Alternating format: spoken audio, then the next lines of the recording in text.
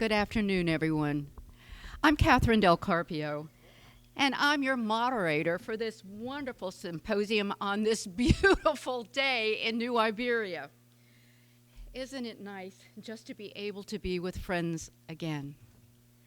Last year, I greeted you by saying, "Welcome to James Lee Burke's and David Robichaux's town." Little did we know what would happen next. Please know how excited we are to see each of you. And we have with us, and we are so privileged to have with us, three outstanding scholars. Can you hear me? Okay. Three outstanding scholars, Dr. Randy Holmes, Dr. Claire Maines, and Dr. Sally O'Donnell. So, let's begin. We will have each member of the panel present, and then at the end of all three presentations, we will have final questions and or observations. So please feel free to use those little pieces of paper I gave you and write down your thoughts as we go along, and we'll have time at the end to talk. And in fact, we don't have anyone after us, so we have a little time, okay?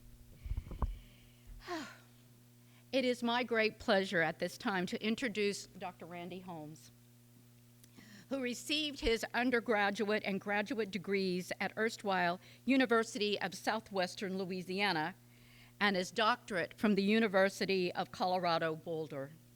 His talk is entitled Dead Rebs, Magical Realism and the Blue Plate Special, Burke's Electric Mist.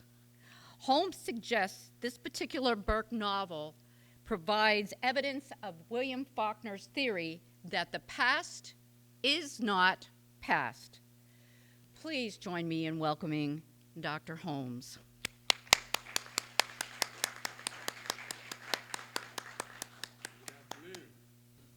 This is a work that I had done before. I've updated it a bit.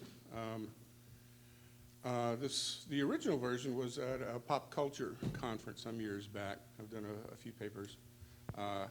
I hardly call myself an expert, but I am a fan, so I'll say that. Oh, great, thank you.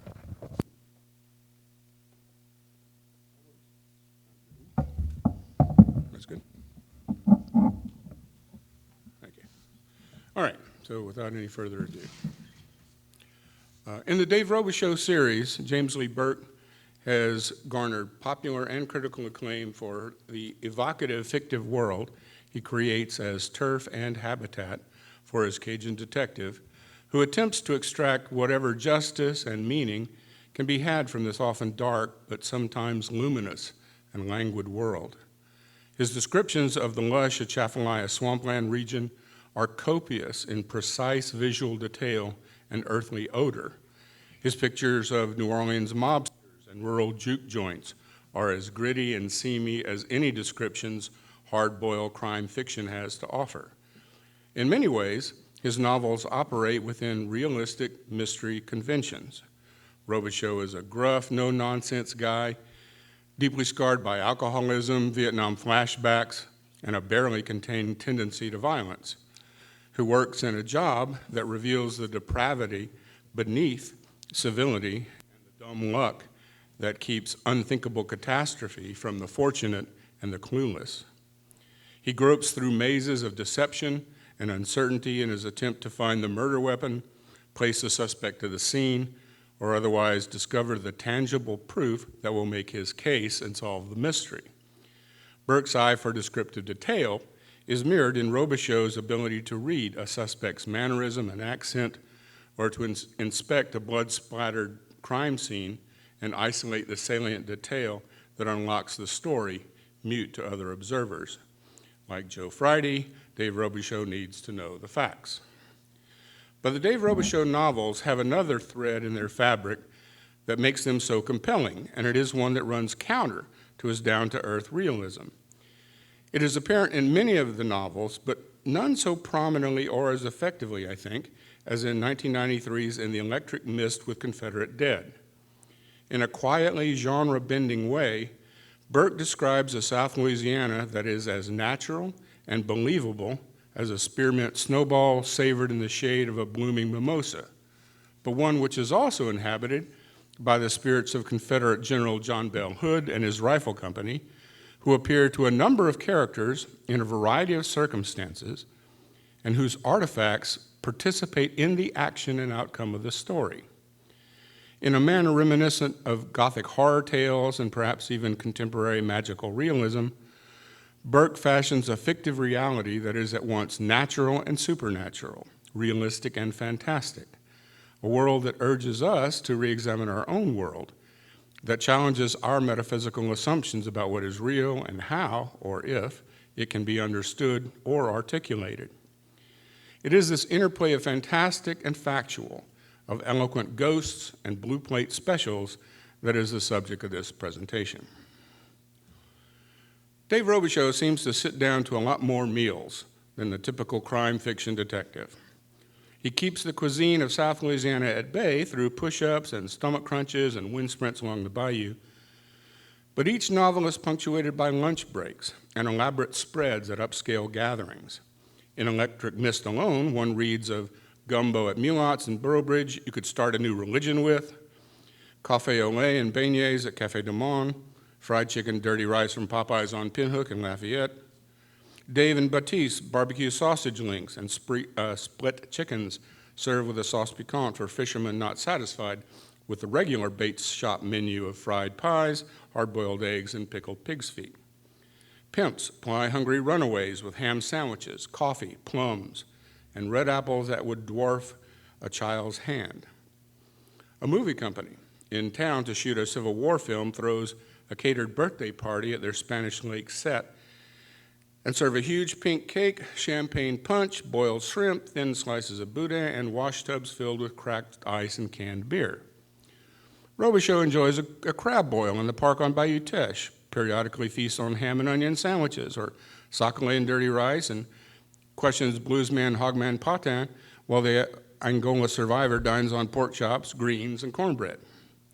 This cornucopia helps to communicate more fully and accurately the culture of South Louisiana, where eating, and eating well, though not with much concern for health, is an essential dimension and a part of the normal rhythm of life. Time here is measured as much by meals as by hours or days. And folks argue seriously and at length about who serves the best roast beef po' boy with debris, dressed, or whether true jambalaya is red or brown. In detailing the favorite dishes and everyday food of his characters, Burke not only enhances the authenticity of his fictive Cajun world, but he also gives it a more concrete and tangible actuality. This concrete actuality contrasts starkly with the ghosts that suddenly enter the picture. The spirits in Electric Mist differ a bit from those encountered in Burke's other novels. In Black Cherry Blues, for instance, Robichaux speaks with the dead in dreams, his father and his wife Annie. But these visitations might be viewed as purely mental constructs. In Electric Mist, General Hood and the Texas Brigade appear to Robichaux while he is in a number of different states of consciousness, in dreams, in an LSD-induced hallucination, in concussion induced by a line-drive baseball shot to the head, and on a number of occasions while awake and under no more stress or anxiety than is typical. The dead rebels are also seen on several occasions by Elrod T. Sykes, an alcoholic actor in New Iberia for the film shoot, whose director says has baked mush between his ears and has days when he can't tie his shoestrings without a diagram. But who stays sober after murder of his co-star lover early in the novel, and who has the unimpeachable testimonial of General Hood himself, who declares that the boy has heart. More credible witnesses, however, are Robichaux's young daughter Alifair and her friend Petite, who describe an old soldier they saw in a cornfield, whose, quote, mouth was just a big hole in the wind without no sound coming out. A gravelly, wounded amputee with a crutch, dressed in gray with gold on the shoulders, and sorely afflicted with BO. That Hood and his men are intended to be considered more than products of a tortured unconscious is made clear by means beyond the multiple witnesses. Sykes tells Robichaux that Hood had said Robichaux's father had taken the revolver of his adjutant, a Major Moss. Robichaux then digs through his childhood treasures until he finds an old Remington .44 revolver his father had found in the crawl space of a slave quarters building he had torn down on an old sugar plantation. Dave had gotten it for his 12th birthday, along with couscous and sausage for breakfast. Unwrapping and inspecting the antique gun, Robichaux finds the inscription, J. Moss. Another encounter occurs when Robichaux is slipped an electric Mickey, a Dr. Pepper on shaved ice with mint leaves, orange slices, candied cherries, and a healthy dose of LSD. Tripping hard, Robichaux runs his truck off the levee and into the swamp, where he sees a campfire where there should have been no fire. Wading out to the high ground, he has his first extensive encounter with Hood and his men. There's an ambulance wagon and grievously wounded men, which Sykes had previously described, and General Hood, as Sykes, Alafair, and Poteet had described him. 2 nights later, Robichaux returns to the site by boat in the moonlight with an entrenching tool. 18 inches down, he finds an aged fire line and some apparently 19th century artifacts, hand-blown glass with tiny bubbles trapped within, a brass button, the rim and hub of a wagon wheel, some metal hinges, and a surgeon's saw. On another occasion, Robichaux is blindsided by a baseball hit by an angry Julie Balboni, a local mobster whose money is behind the Civil War movie, and who was a prime suspect in Robichaux's murder investigation. Lying in the pelting rain with a lump on his head, Robichaux is again visited by Hood, who sits on the bottom bench of the bleachers watching his troops prepare for battle, and warning Robichaux of the eternal threat to the innocents posed by warring conflict. When the episode passes and a 20th century ambulance pulls up, Robichaux notes that the spot where the general had been sitting, quote, was a pale, dry area in the wood that was as warm to the touch as living tissue, end quote. The real clincher occurs late in the novel.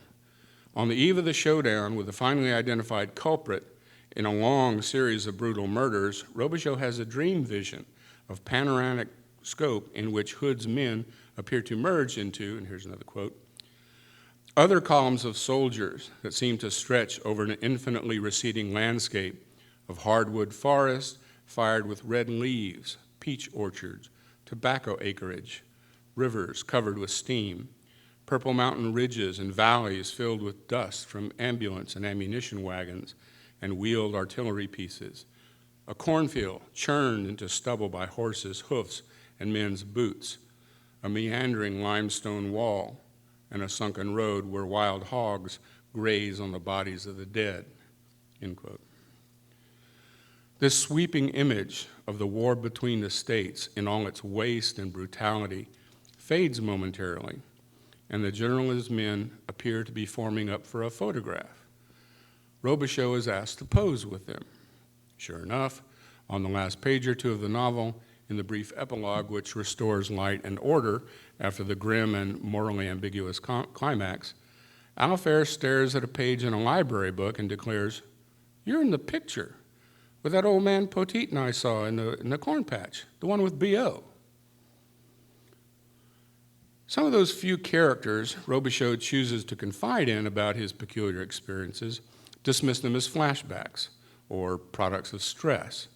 And even Robichaux wonders in the epilogue whether the ghost of General Hood was, quote, only a woeful figment of my fantasies, a metaphorical and mythic figure probably created as much by the pen of Thomas Mallory or Walter Scott as the LSD somebody had put in my drink out at Spanish Lake, end quote.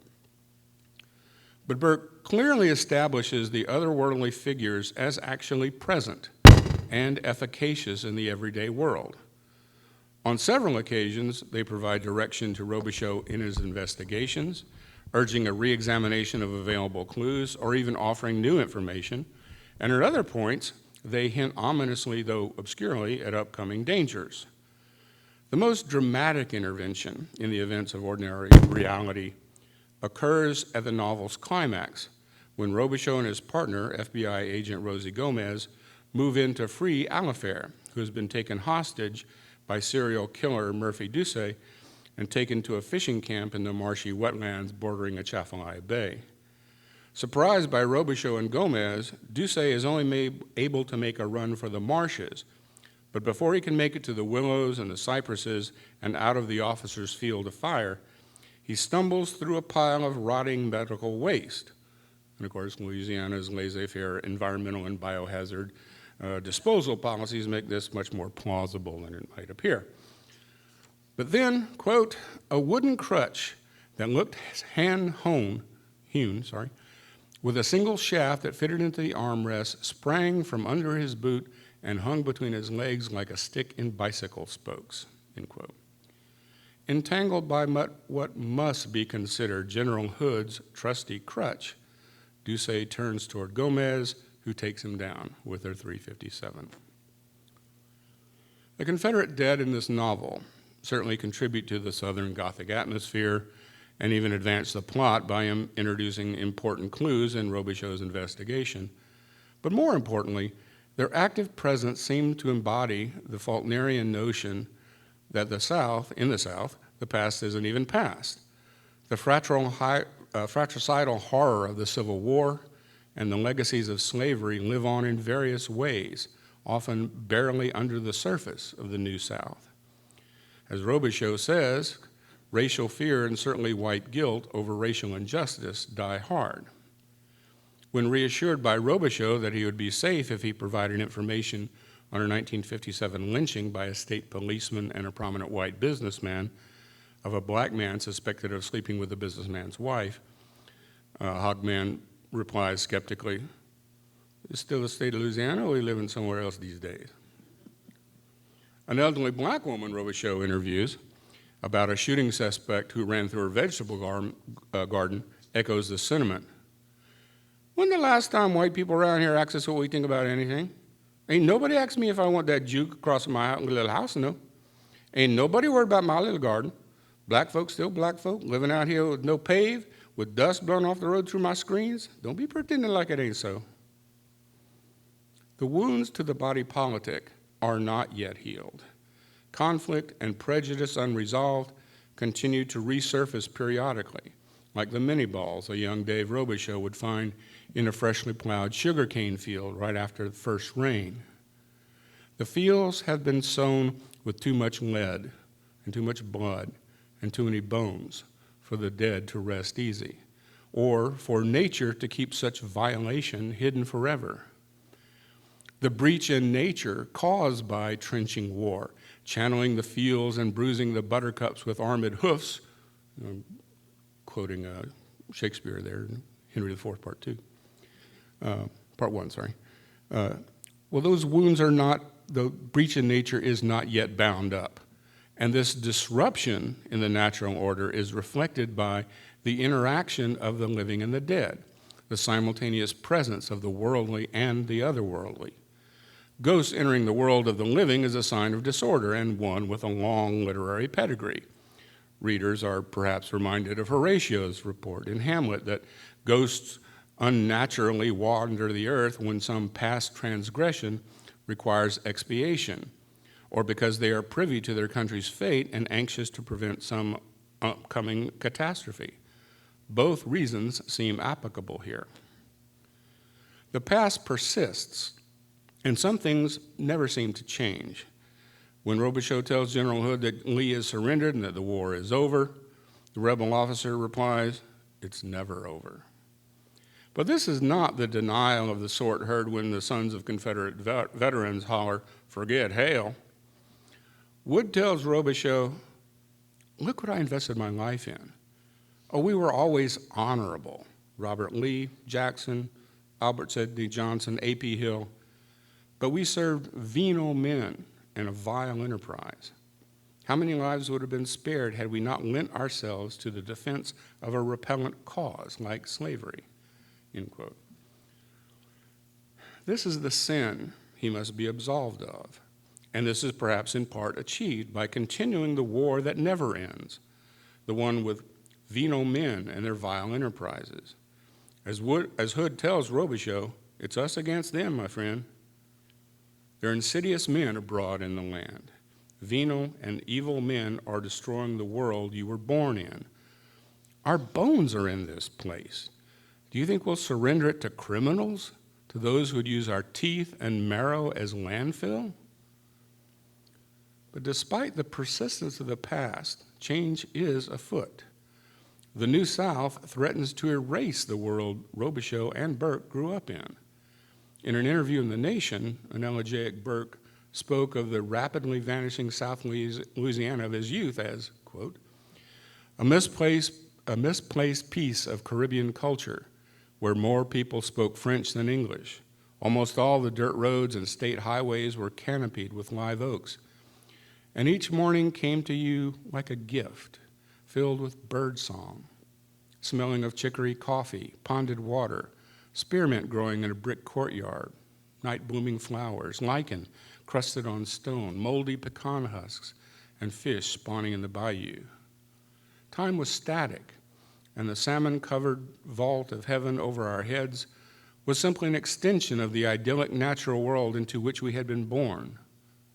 This world provided an innocent way of life for New Iberia's Acadian people, whose cypress cabins and houseboats and pirogues along Bayou Teche were shrouded in mist in the pre-dawn hours, and the only sounds were fish flopping in the lily ponds, end quote. Robichaux's wife, Bootsy, observes with resignation, New Iberia is never going to be the same place we grew up in. That's just the way things are. She is hopeful that the inequality and injustice of the past might be lessened and that change can occur without obliterating that which was worthwhile. But Robichaux is not so optimistic. He says, there are too many people willing to sell it down the drain, whatever makes a dollar for them. Redfish and sockeye to restaurants, alligators to the Japanese. They let oil companies pollute the oyster beds and cut canals through the marsh so salt water can eat up thousands of square miles of wetlands. They take it on their knees from anybody who's got a checkbook, end quote. The venal and evil men of Robichaux's century do not traffic in slaves, but they do rape and pillage the sustaining Acadian landscape. They welcome movie crews who exploit the locals with the promise of Hollywood success and leave them feeling embarrassed and diminished. And they pretend not to notice that the film's financial backing comes from a mobster who has a thriving prostitution business fed by local girls, who makes pornographic snuff flicks, and who employs men who collect the undergarments of adolescent victims, dismember a man and hang the body parts from a ceiling fan, and stuff the corpse of a girl in a barrel and dump it in the swamp for the crab and gar to feed on. Dave Robichaux grapples with a world in flux, where much endures and where much is transformed, and in both cases for good and for ill. It is in many ways a fallen world, a world where conventional boundaries are indistinct. Complete clarity and certainty are as hard to come by as justice. It seems, though, that good and evil are generally discernible, and Burke sometimes even moves their eternal agon in the direction of fable. In The Electric Mist with Confederate Dead departs in some ways from the crime fiction norm to represent this complex, ambiguous world, drawing on techniques not usually associated with modern realistic writing. This is not to say that Burke's work is particularly postmodernist. It does not problematize narration with nonlinear spatial structures or subvert point of view through multiplied perspectives. It is not self-conscious metafiction. Generally, interrogation is confined to murder suspects. Burke's fiction remains largely conventional, at times perhaps a bit formulaic. His novels are not in the same vein as those of Gabriel Garcia Marquez or Gunter Grass, and some might say it's maybe not in the same league. But it is in part their familiar tropes and conventions that make Burke's fantastic variations on these patterns so memorable and intriguing and makes us all such huge fans. Thank you.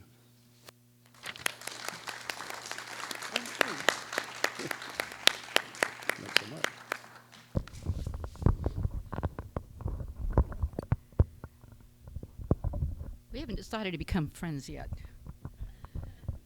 Thank you I'm sorry? Thank you so much, Dr. Holmes. That was great. I first had the pleasure of meeting Dr. Claire Maines at last year's Literary Fest Symposium here. Dr. Maines is a 2007 UL Lafayette PhD graduate who served as instructor in English at ULL from 2012 to 2017. Her work in folklore has included in her dissertation and subsequent book on her grandfather's letters from Carville, where he was interred for treatment for Hansen's disease, long known as leprosy. Her response, entitled, "What the Dead Reb Said," that was hard, will review the Confederate General John Bell Hooks' advice to Dave Robichaux and its lasting implications for our day. Please welcome Dr. Maines.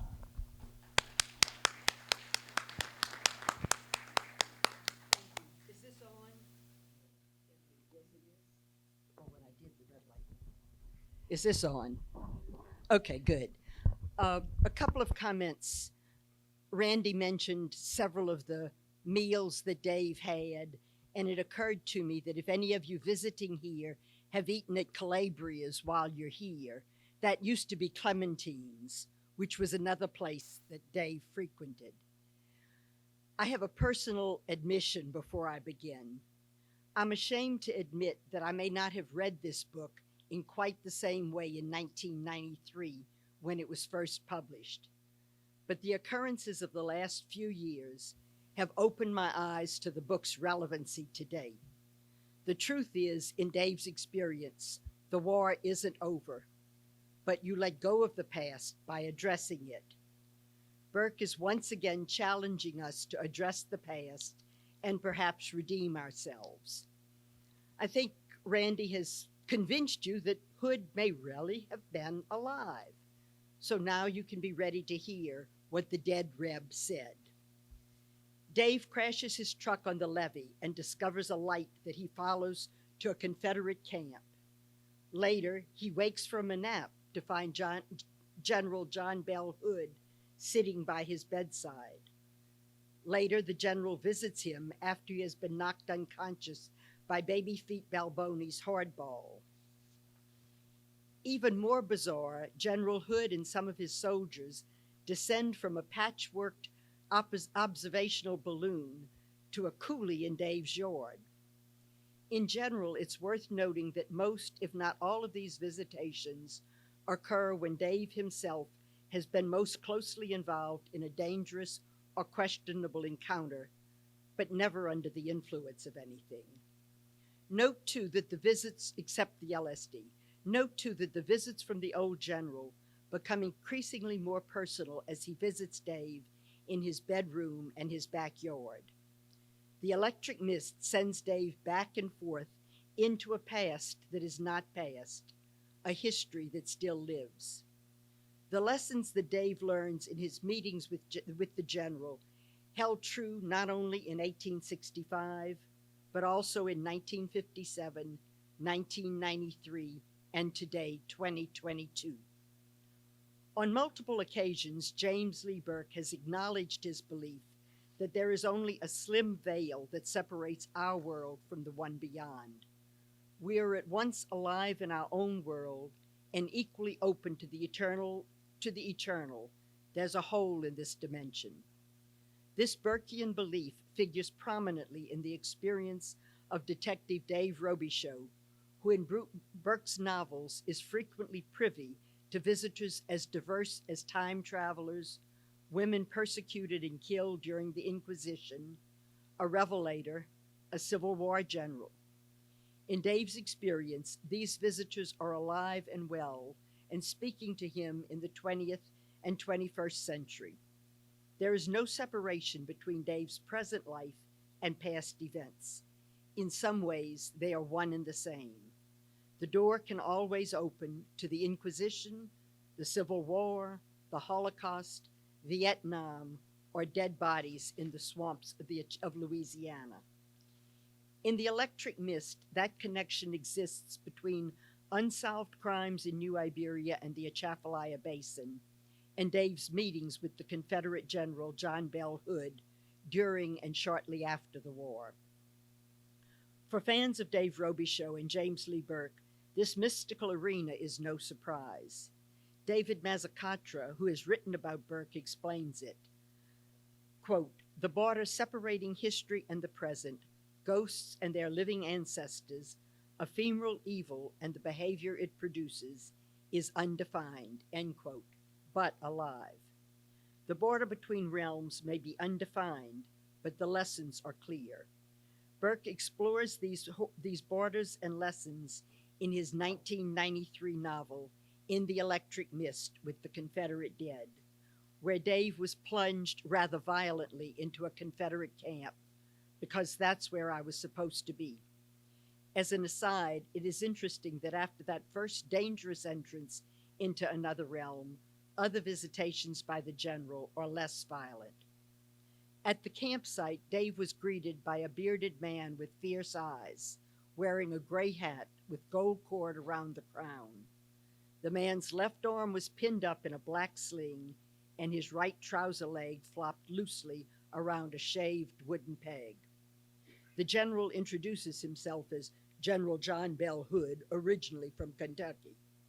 As the novel progresses, one gets the sense that Hood was on the wrong side of history, and he admits it, as Randy's already reminded us. Perhaps this is why he tries to reach Dave. As Dave discovers, this first encounter is no past vision of dead soldiers in a long ago war. This is both today and 1865. The date of the first meeting between the two men is April 21st, 1865. Dave tries to explain that Lee has surrendered. The war is over.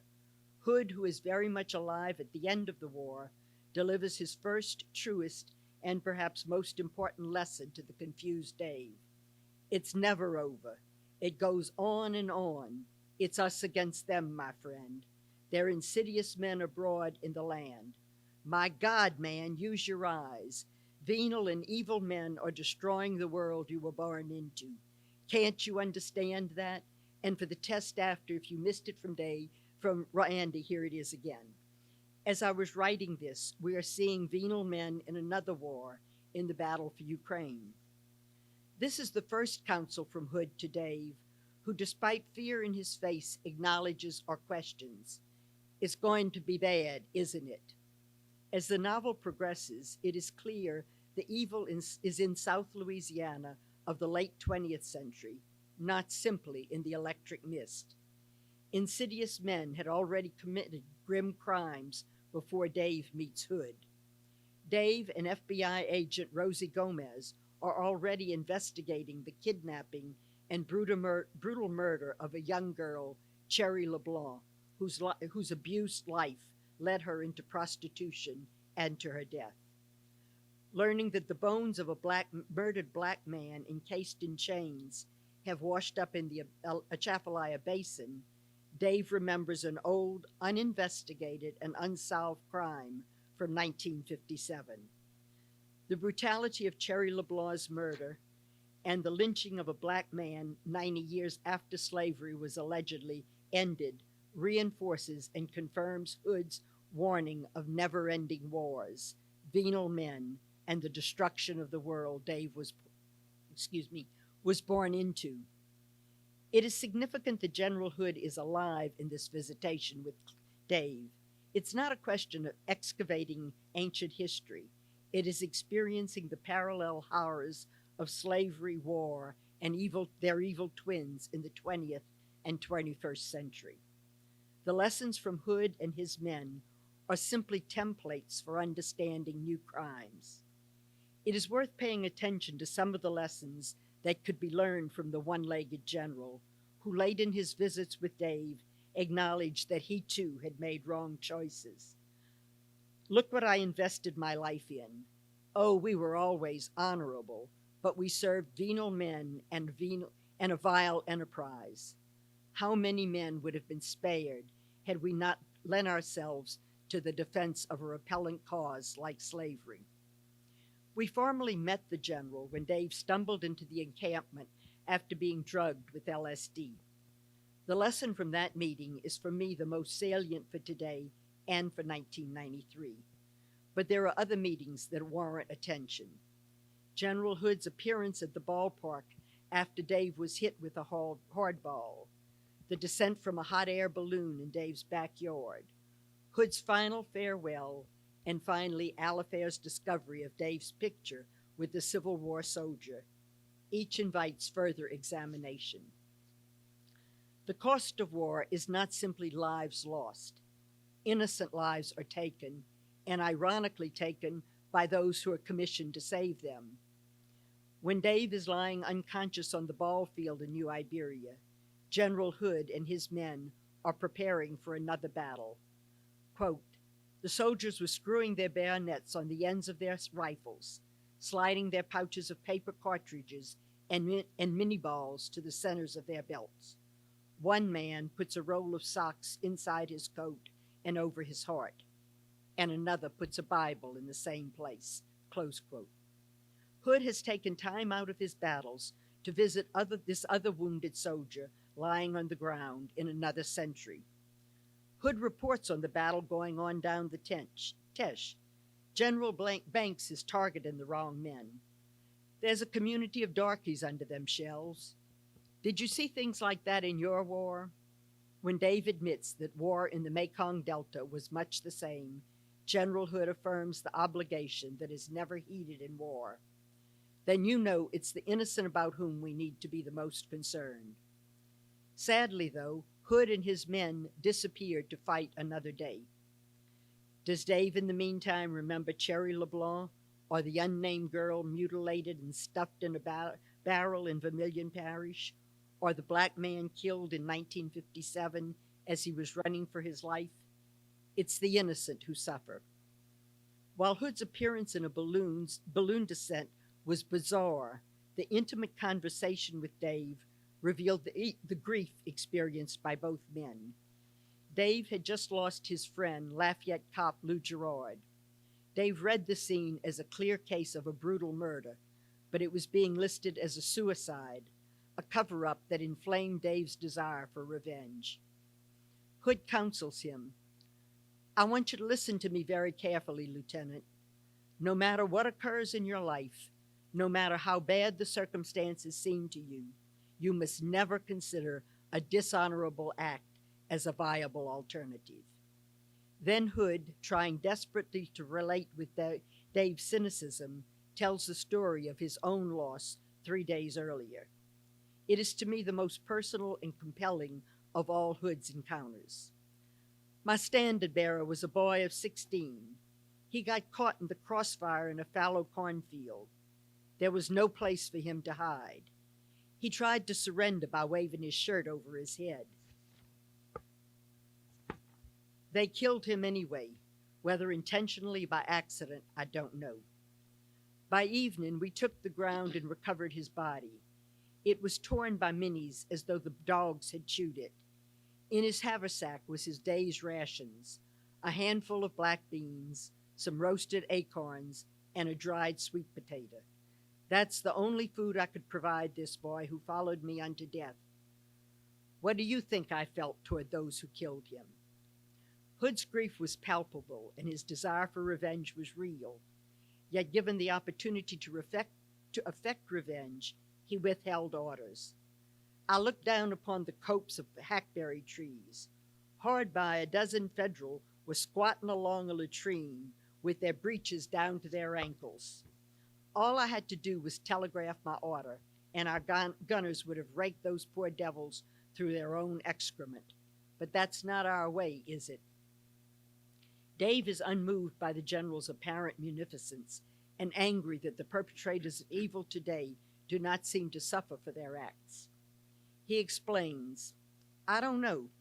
Maybe we have so much collective guilt as a society that we fear to punish our individual members. Dave's assessment seems to be validated.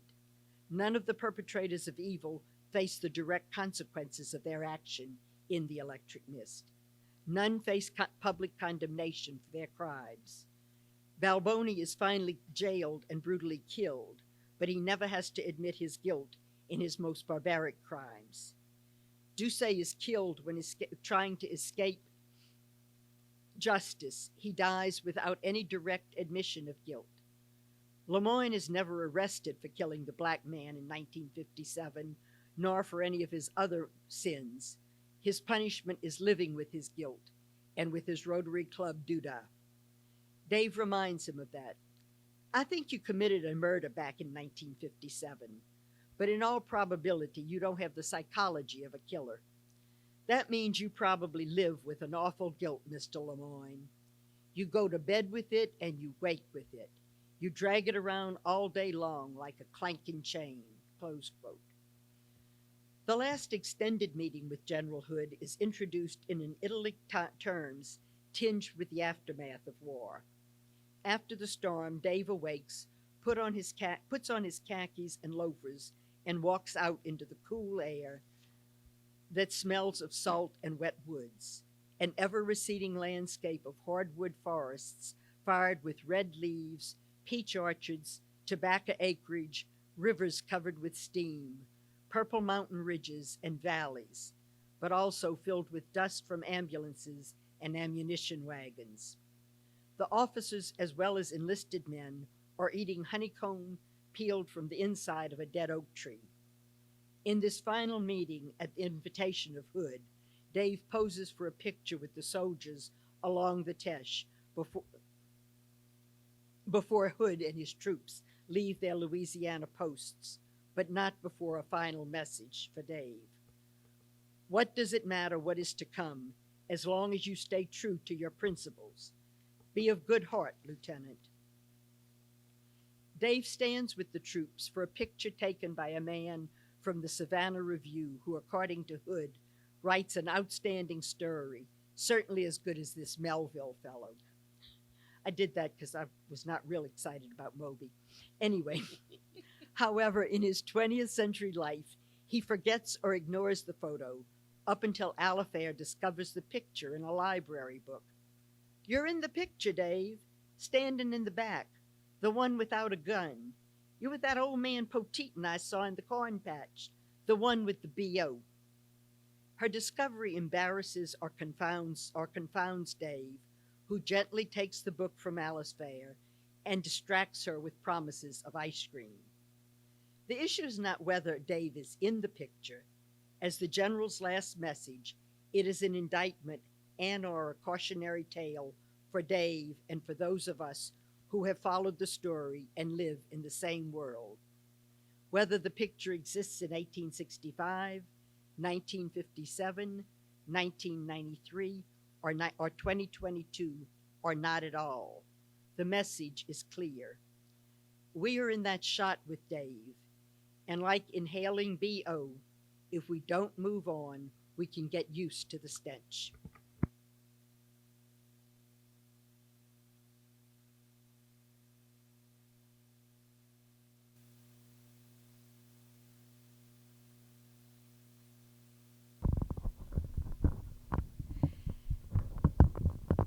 And our final presenter is Dr. Sally O'Donnell, who was born and raised in downtown Lafayette, but has lived in California and New York State, North Louisiana, and New Orleans. She loves to travel, and her interests range widely from politics and social justice to literature and linguistics. She holds a PhD in narrative nonfiction creative writing from the College of Liberal Arts at UL Lafayette and an MS in urban studies, public policy from the College of Urban and Public Affairs at UNO, and she is ABD in cognitive linguistics from the erstwhile Institute for Cognitive Science at ULL. My friend, Sally Donlin.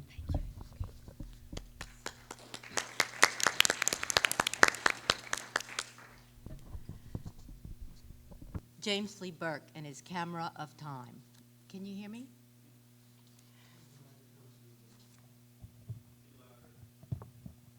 How's that? Is that good? In the Electric Mist with Confederate Dead is James Lee Burke's sixth book in his wildly popular Dave Robichaux detective series, of which there have been 23 total installments to date. Dave Robichaux is a man his readers have come to know and love, a deeply flawed man, scarred by his past and circumstances he seems to attract. He has given up trying to fix his own life. Rather, he is focused squarely on fixing the horrific injustices and moral imbalances that rise up before him as surely as do the mist on the sleepy bayous and wetlands of his rural New Iberia homeland. Dave is an everyman who eats the local food, rides the local roads, chats up other locals with the singularly garrulous combination of humor, hot temper, and patois that forms the Cajun cant. Through Dave, the entire cultures of urban New Orleans and rural New Iberia open up, and Burke has shared both of them with a world of folks who may never have entered either one in quite the same way, without the everyman. Oops. Without the everyman That's better. to whom the Confederate general speaks in the Electric Mists. The worlds that Burke constructs in his Dave Robichaux books are based on a dual dynamic. Dave lives in peaceful New Iberia, but his work often brings him to gritty New Orleans.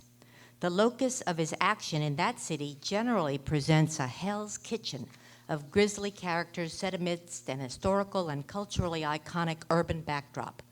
Most local New Orleanians and visitors, more than 1 million folks, happily flood the Crescent City over the 4 days that comprise the most intensified Mardi Gras season alone, know nothing of the going-ons we read about, but go on they do, and an embattled Dave plugs away in the midst of it. Back home in New Iberia, through Dave, readers come to know a coastal Louisiana that my father knew was fleeting. I can hear him now bemoaning the intentional destruction of parts of the barrier islands that have protected our wetlands for millennia.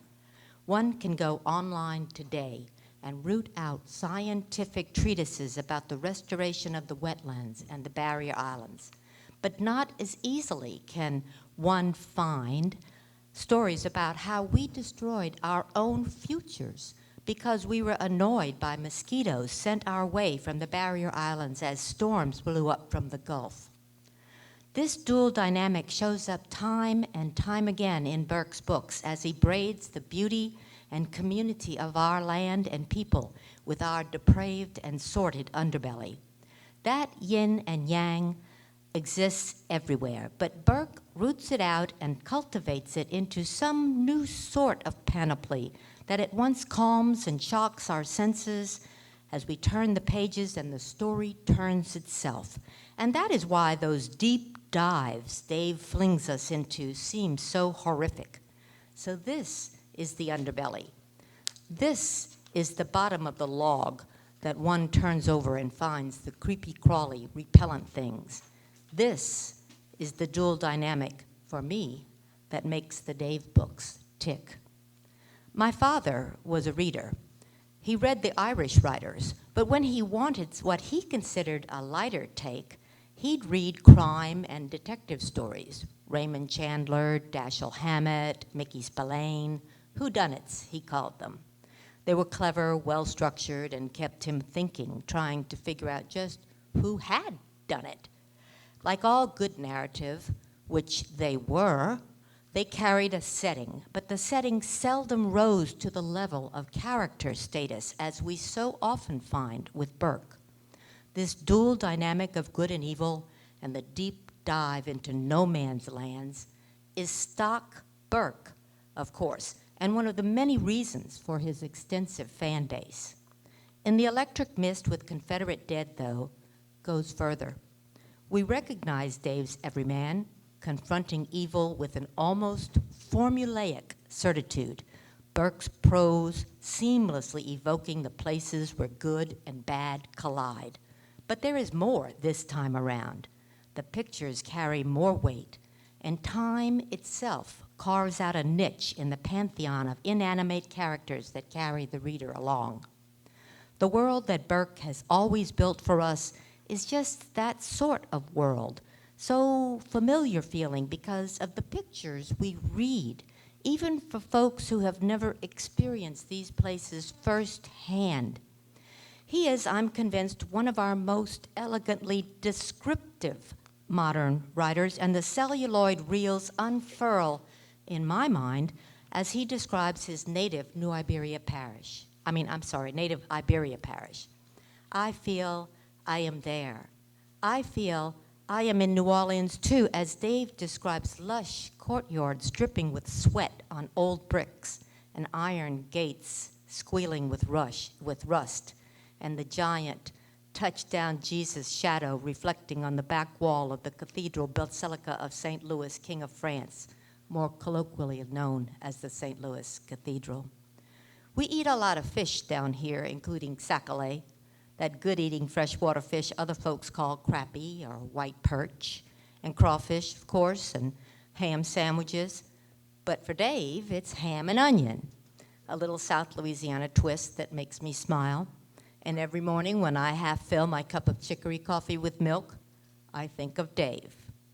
But in the electric mist, I see more than I have seen before. I see history in a vision. I see a cultural expose of second sight. I see revisionist conscience filtered through the lens of morality, and I see a morality play, the roles of which are filled with principled individuals fighting and dying for an unprincipled cause. The very premise calls on us to question our conception of right and wrong. I can be comfortable there because I know these places. Even if I had not known these places before, I would have come to know them through reading Dave. I am shown an Iberia parish filled with dirt roads and palmetto, with bayou switchbacks and estuaries filled with fallen cypress that could entangle men in their roots. But uncomfortable things happen in those comfortable places. In 1957, Dave had stumbled upon a lynching. 2 men shot and killed a black man wrapped in chains.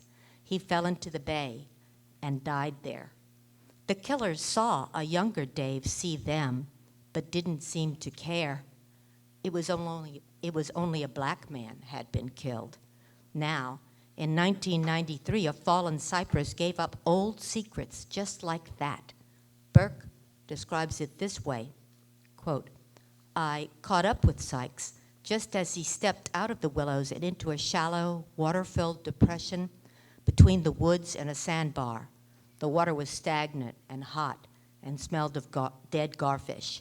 There, he said, right under the roots of that dead tree. I told y'all, a barkless, sun-bleached cypress tree lay crossways in a sandbar, the water-smooth trunk eaten by worms and gathered inside the root system as though held by a gnarled hand was a skeleton crimped in an embryonic position, wrapped in a web of dried algae and river trash.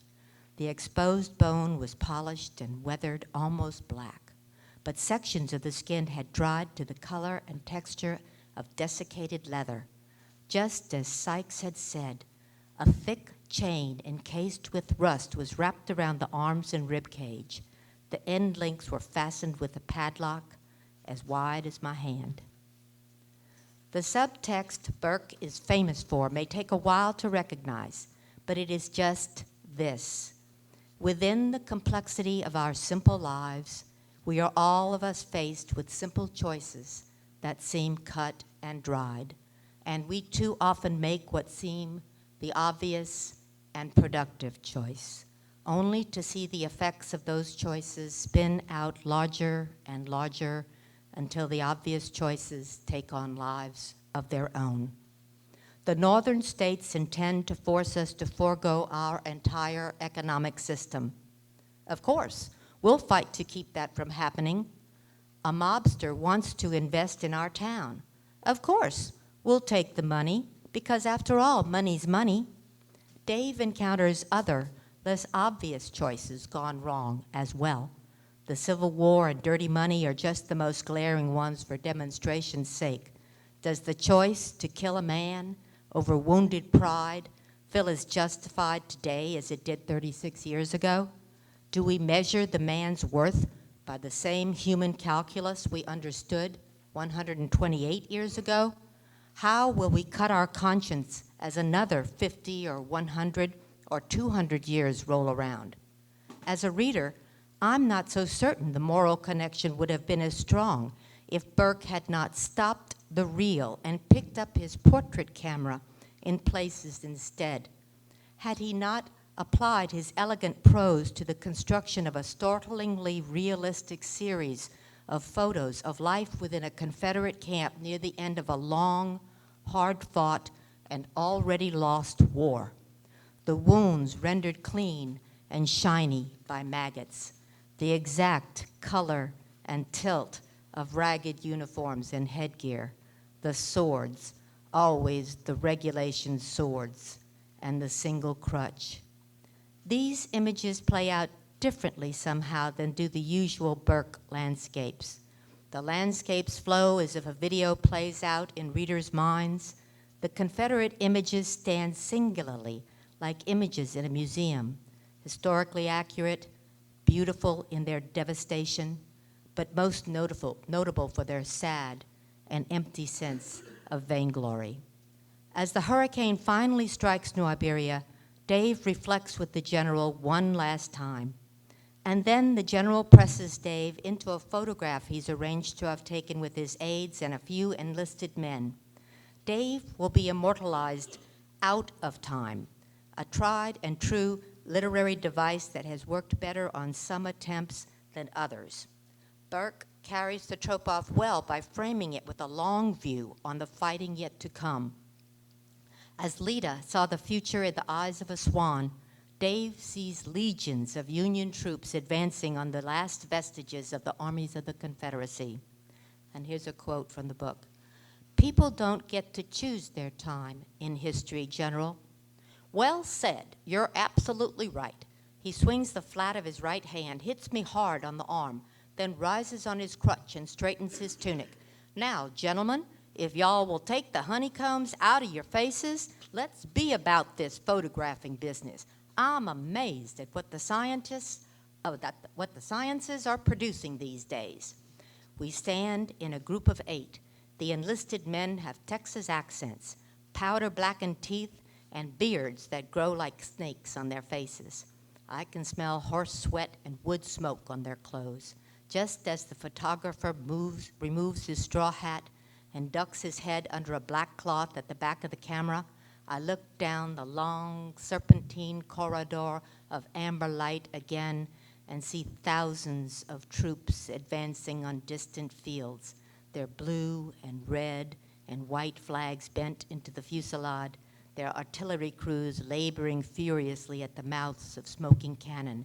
And I know the place names without their ever being spoken: Culp's Hill, Corinth, the Devil's Den, Kennesaw Mountain, the Bloody Lane, and a collective sound that's like no other in the world rises in the wind and blows across the drenched land. The photographer finishes and stoops under his camera box and lifts the tripod up on his shoulder. End quote. Time bends back on itself like a river. That is no surprise. After our first few sightings of the general, we grow accustomed to his face from out of time. Einstein knew the vagaries of time. We live with them. Who hasn't experienced the uncanny sense of déjà vu, a feeling that you've been somewhere before, that somehow, somewhere, we have lived this particular moment before, and who not marveled? From the passenger seat of a vehicle at the face, the stature, the stride of someone long past, a lover or a brother who cannot possibly be walking down that street, yet we turn and crane our necks, half believing they are visiting this plane just to share the oxygen of those they loved and left behind. And sometimes, especially when faced with a difficult choice, I hear my mother in my consciousness, admonishing me to take the not-so-obvious choice, and I, a quasi-scientist, am left to wonder, half chagrined, if her lovely voice inside my head is just a trick of memory, or if perhaps I've wandered into what the Irish call a thin space, a Burkean space, where the space between worlds is especially porous and benign. Einstein knew the vagaries of time. We live with them. And in The Electric Mist, Burke uses this common bit of folk psychology to help the everyman who read his books to find the subtext buried in the whodunit. Hope may be eternal, but time is elastic, a chameleon. The moment that Dave focuses on is always, at any given turn of an event, discrete but changeable. The premise remains the same in 1867, 1957, 1993, and 2022. Dave has always and will always live in the moment. He is an everyman who sees a wrong in front of him and grapples with it until he makes it right, or at least as right as he can make it on that day. But in the big picture, Dave's moments are not so fixed, and the wrongs he grapples with are really only snapshots of the evil that pervade the history of man. Alifair finds his picture in a library book about the war between the states. Dave is with the general with B.O. because he belongs there. He is a timeless everyman. Dave's choice is to focus on the fundamental option, to make the right decision in each moment and not look back until the battle is over, win or lose. Like the general who travels through time to advise him, he is convinced it is not the battle, but the principled soldier who provides meaning in the world. Time does not matter. There will always be time, and there will always be another battle. Thank you.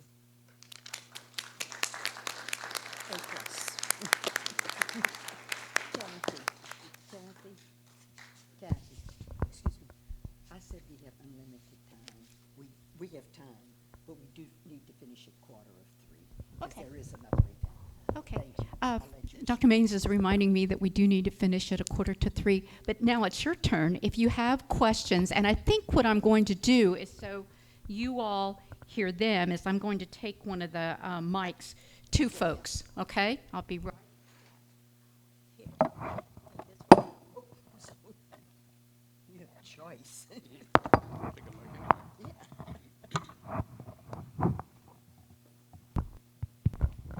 We have a great help.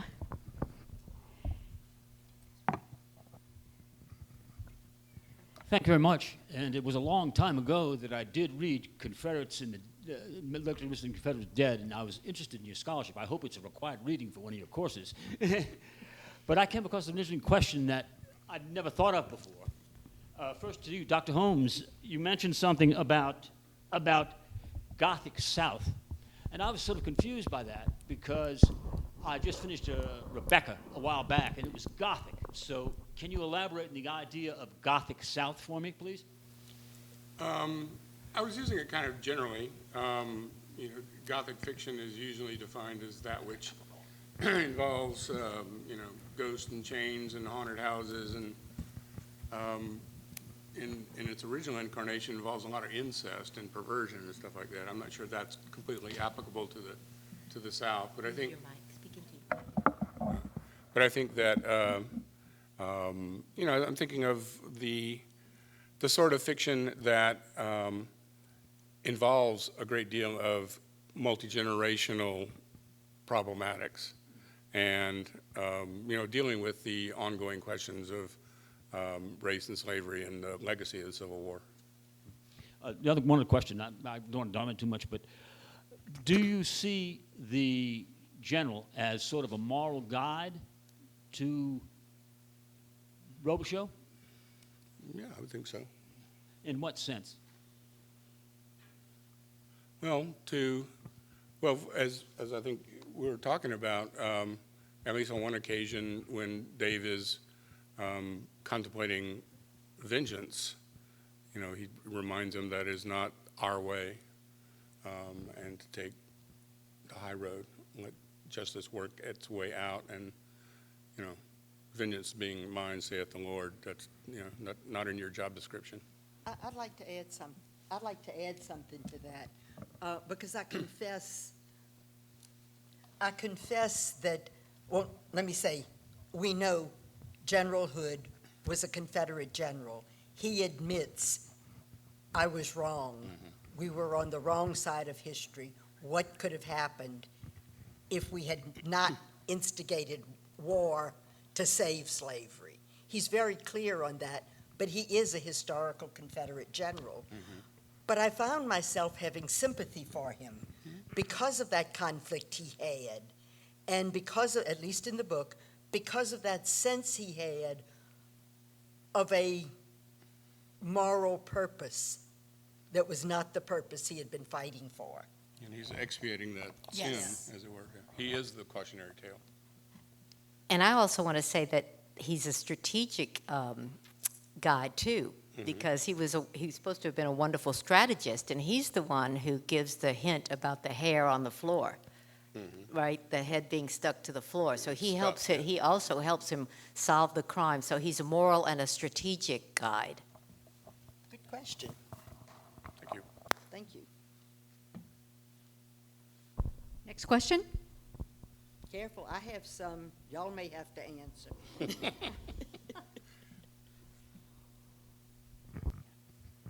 I love the beautiful descriptions that appeal to the senses in his writing, too. But it may have been in this book or another one that it really bothered me when he referenced the smell of the camellias outside of the window, because camellias don't have a scent in my experience. But I was wondering if there were any other references, since you all have lived here, that struck you as just, that's wrong. She complains all the time about that. I'm going to toss this to Claire because she's the wait. Claire is always picking on these little things. And Claire confesses, I must be having a senior moment. I don't remember this particular one. I am, as my paper kind of showed, I tend to be more practical. So I get a bit cynical sometime with Dave going overboard. And I don't know about the camellias, but what I was going to say is maybe there were, and I'm being serious here now, you know how we've hybridized so many things? It may be that there were camellias that did have a scent at some point. Now you go back. You can't to it. smell roses nowadays. That's true. Did we get out of that one well enough for you? Another question? Well, just to follow up on that, we were listening to Heaven's Prisoners in the car coming down, and noticed that Dave had referenced a couple of times snow cones. And I thought that surely was an editor that stepped on that.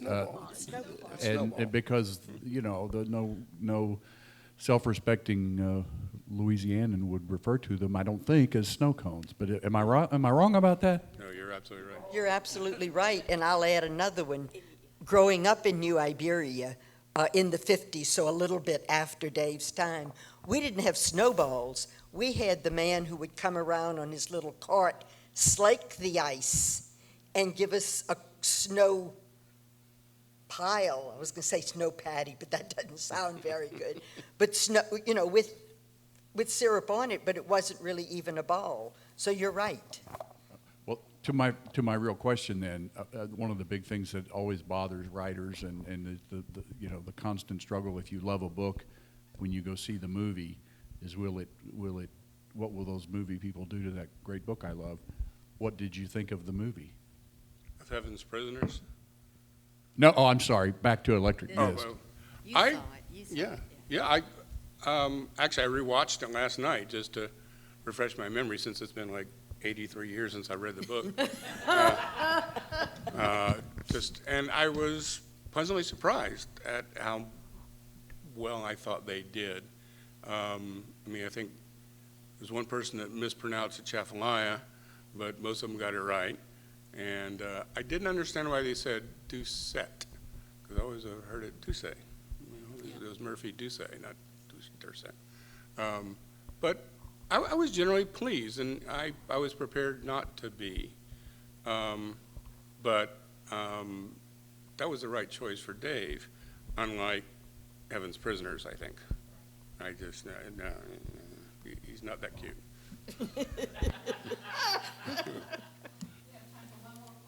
This may be why Dave never wants, why James Lee Burke never wants Dave shown.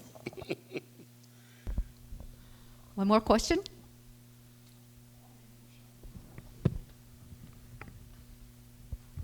Do you think it's a blend of modern supernatural and the whodunit mystery in his style in this particular book?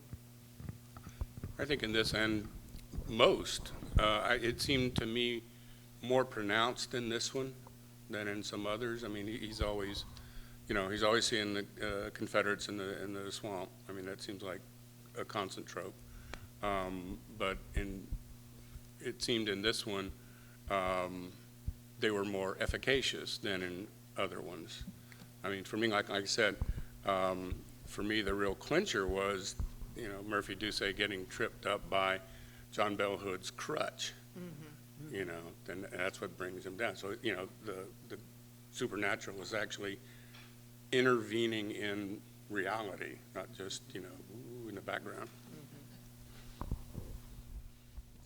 Okay. I want to thank you all for being here. So much incredible information. Thank you to our panelists. And again, thank you to everyone who's here today. I personally am so joyful that we can once again be together to learn and to share in intellectual discourse. Please enjoy the rest of your weekend. Be safe, be well, have a great day. Until we meet again. Thank you to our panelists. One last time, goodbye. Thank you, Randy. Yes, thank you so much. Enjoy.